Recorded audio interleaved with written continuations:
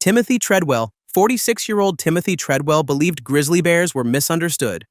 For more than 13 summers, he traveled to Alaska and lived among them. Most wildlife experts thought he was taking enormous risks. Timothy disagreed. He believed he had developed a special connection with the animals. Over the years, he recorded hundreds of hours of footage. Many of those recordings showed him standing only a few feet away from bears weighing more than 1,000 pounds. For years, nothing happened. That convinced him he was safe. But in October 2003, Timothy decided to stay in the wilderness longer than usual. That decision would prove fatal. Food sources for bears were becoming scarce. Several bears were behaving more aggressively than normal. The conditions were changing. Timothy remained anyway. On October 5th, he and his girlfriend, Amy Huguenard, were camping inside Alaska's Katmai National Park. At some point, a large grizzly bear entered the campsite. A camera was present, but the lens cap was still attached. No video was recorded. The audio, however, captured what happened next. The bear attacked Timothy. The bear repeatedly bit and mauled Timothy, causing devastating injuries. Nearby, Amy Huguenard could hear what was happening. She attempted to help and tried to drive the bear away, but the animal turned its attention toward her. Within minutes, both had suffered fatal injuries. Neither survived the attack. When authorities later recovered the camera, they discovered the final audio recording. The footage Timothy spent years creating survived, but the man behind the camera did not. Robert Landsburg. 38-year-old Robert Landsburg loved photography. He spent years traveling to different locations, capturing some of nature's most powerful moments on camera. In the spring of 1980, reports began coming out of increased activity at Mount St. Helens in Washington state. For Robert, it was the perfect opportunity. He traveled to the area hoping to photograph a volcanic eruption. On the morning of May 18, 1980, he set up his camera about 6 miles from the mountain. At first, everything seemed normal. Then, at 8:32 a.m., a magnitude 5.1 earthquake struck beneath the volcano. Seconds later, the entire north side of Mount St. Helens collapsed. The largest landslide in recorded history had begun. Robert immediately started taking photographs. Frame after frame captured the eruption as it exploded across the landscape. At first, the massive cloud appeared far away. But it wasn't. The eruption was sending superheated ash, rock, and gas across the mountain at hundreds of miles per hour. Robert quickly realized something terrifying. He wasn't going to outrun it. Most people would have tried to escape. Instead, Robert kept taking photographs. Then he made one final decision. After finishing the roll of film, he carefully placed the camera inside his backpack. He then laid on top of it, using his own body to protect the photographs. Moments later, the volcanic blast reached his location. The temperature of the superheated gas is estimated to have been between 300 and 700 degrees Celsius. The heat, ash, and force of the eruption killed him within seconds. When rescue crews later recovered his body, they found it buried beneath volcanic deposits. But they also found something else: the camera. The film inside had survived. Those photographs helped scientists better understand the eruption and became some of the final images ever taken of Mount St. Helens. Karl McCunn. 35-year-old Karl McCunn wanted to experience something very few people ever would: 5 months alone in the Alaskan wilderness. In March 1981, he hired a bush pilot to fly him deep into one of the most isolated parts of the state. Once the plane left, there would be no roads, no towns, no other people. Only Karl, his supplies, and his camera. At first, the trip unfolded exactly as he had imagined. He photographed wildlife, kept detailed journals, and settled into life in complete isolation. But one small mistake had already sealed his fate. Karl had forgotten to arrange his return flight. At first, he didn't realize the mistake. Then, summer passed. No plane arrived. Karl waited. Days turned into weeks. The supplies he had brought began running low.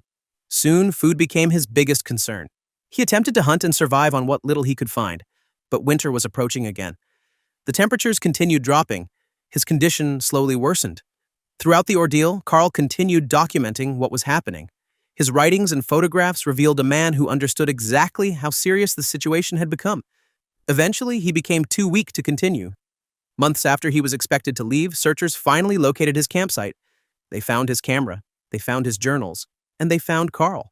Investigators later learned that a simple oversight had started the entire chain of events.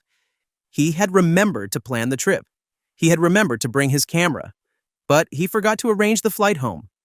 That mistake left him stranded in the Alaskan wilderness until he eventually died from starvation and exposure. Irwin, 44-year-old Steve Irwin was one of the most famous wildlife presenters in the world. For years, he traveled across the globe filming dangerous animals. Snakes, crocodiles, sharks. Many people assumed one of those animals would eventually kill him. They were wrong. On September 4th, 2006, Steve was filming near Bat Reef, off the coast of Queensland, Australia. The project involved underwater footage for a documentary. At one point, Steve entered shallow water where a large stingray was resting on the ocean floor. The animal appeared calm. Stingrays rarely kill people. In fact, fatal attacks are extremely rare. Steve approached the animal while cameras continued rolling. Then something unexpected happened. The stingray suddenly reacted. Its tail began striking upward. Attached to the tail was a sharp barb measuring several inches long. The stingray struck Steve multiple times in rapid succession. One strike pierced his chest. The barb entered his heart. At first, the crew didn't realize how serious the injury was. But Steve quickly began losing strength. Despite efforts to save him, he died before reaching medical care. Investigators later reviewed the footage. The accident shocked millions around the world. McDonnell. 37-year-old McDonnell was an experienced mountain climber from Ireland. There was only one mountain left on McDonnell's list, K2. At 28,251 feet, it is the second highest mountain on Earth. But many climbers consider it even more dangerous than Everest. In the summer of 2008, joined an international expedition to the mountain. After weeks of climbing, he finally reached the summit on August 1st. The goal had been achieved, but the most dangerous part was still ahead. Getting back down. As climbers began descending, disaster struck. A massive block of ice collapsed high above the route. The falling ice destroyed fixed ropes that climbers depended on for safety. Suddenly, dozens of people were trapped high on the mountain. Darkness was approaching. Oxygen supplies were running low. Temperatures dropped far below freezing. Several climbers carried cameras and recorded portions of the expedition. The footage showed exhausted climbers struggling to survive in the thin air. As conditions worsened, attempted to help stranded climbers, but the mountain was becoming increasingly unstable. Hours later, an avalanche swept through part of the route. Was caught in the chaos. He disappeared high on the mountain. Rescue attempts continued for days, but he was never found alive. The disaster killed 11 climbers and became one of the deadliest days in K2 history. Had reached the summit, but the mountain would not let him leave. Pavel Kashin. 26-year-old Pavel Kashin was a Russian parkour athlete known for performing dangerous stunts at extreme heights. He often climbed rooftops, cranes, and tall buildings to record videos that few people would dare attempt. His goal was simple: push the limits and capture everything on camera. In July 2013, Pavel climbed to the top of a 16-story building. As usual, cameras were recording. The stunt seemed straightforward. Pavel planned to perform a backflip near the edge of the roof. He had completed difficult tricks before. That gave him confidence, but this time, the margin for error was almost zero. As he began the flip, something went wrong. He rotated slightly farther than intended. When he landed, his feet missed the safe section of the roof. Instead of landing on the building, he landed beyond the edge. There was no railing, nothing to grab, nothing to stop the fall. The camera continued recording. Pavel fell approximately 200 feet to the ground below. The impact was fatal. Friends later recovered the footage. The video showed how a stunt lasting less than 2 seconds led to a fatal mistake. For Pavel, years of successful tricks ended with a single miscalculation. Krzel. 29-year-old Krzel spent years chasing storms across the United States. While most people ran from tornadoes, Justin drove toward them. His goal was simple: capture some of the most powerful weather events on Earth. On May 31st, 2013, he was tracking a tornado near El Reno, Oklahoma. At first, it seemed like another storm chase, but this tornado was different. As it moved across the landscape, it began changing shape and direction. Meteorologists later determined that it reached a width of approximately 2.6 miles. It remains one of the widest tornadoes ever recorded.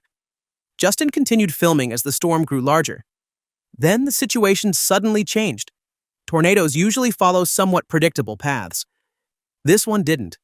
Without warning, the tornado expanded. Its winds exceeded 295 miles per hour. Vehicles that appeared to be safely outside the danger zone were suddenly directly in its path. Justin's camera continued recording as rain reduced visibility and the storm closed in. Then there was nowhere left to go. The tornado struck his vehicle. The force of the wind lifted it from the ground and threw it roughly 100 feet. The impact was fatal. Justin never had a chance to escape. Investigators later reviewed footage and storm data to better understand what happened that day. The El Reno tornado killed several experienced storm chasers and changed how many researchers approached extreme weather events in the future.